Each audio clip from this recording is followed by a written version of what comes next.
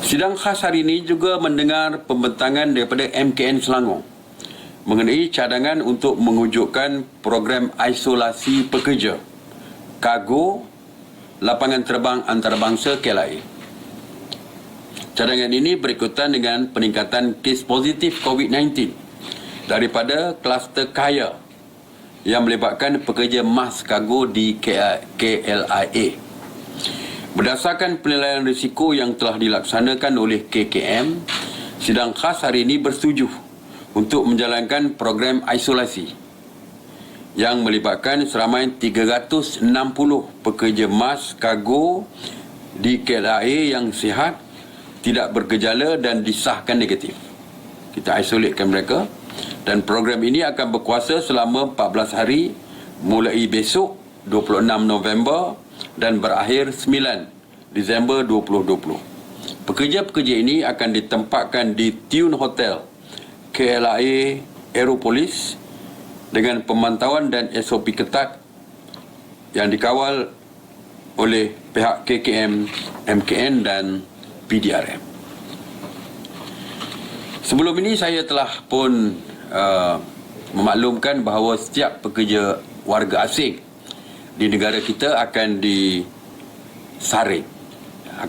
Semua sekali.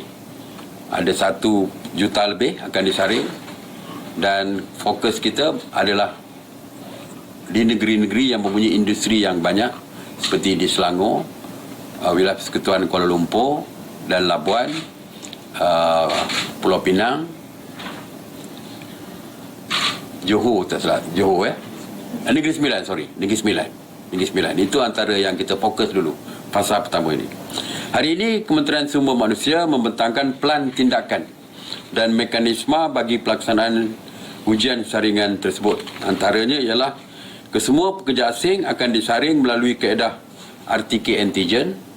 Perkeso akan menanggung kos banyak RM60 bagi setiap ujian saringan.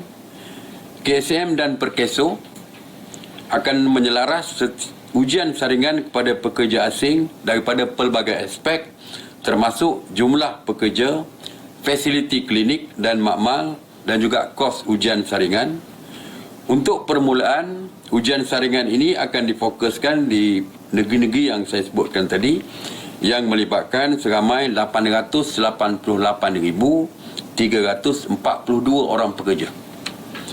KSM telah diminta untuk menyediakan jadual terperinci bagi proses pelaksanaan program ini yang dijangka akan mengambil masa selama 4 hingga 6 minggu untuk diselesaikan.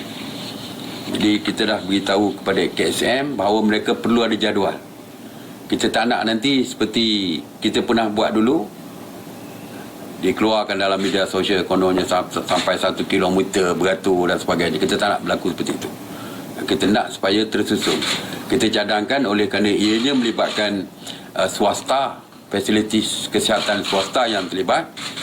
Kita arahkan mereka untuk pergi sendiri ke lokasi-lokasi, di kilang-kilang, di tapak-tapak binaan dan sebagainya, supaya mereka tidak keluar untuk beratur dan sebagainya. Jadi kita minta supaya KSM, Kementerian Sumber Manusia, melaporkan semula cukup atau tidak kit RTK antigen tersebut. 888,000 bukan satu jumlah yang sedikit. Adakah ianya mencukupi? Kita juga minta mereka berbincang dengan Kementerian Kesihatan. 888,000. Kalau 1% pun tiba-tiba positif, dah 8,800. Mana nak tempatkan mereka, di hospital mana dan sebagainya. Ianya melibatkan warga asing, pekerja warga asing. Jadi semua perkara yang detail tu kita minta supaya KSM meneliti supaya tidak timbul isu kalau apabila kita mulakan saringan tersebut.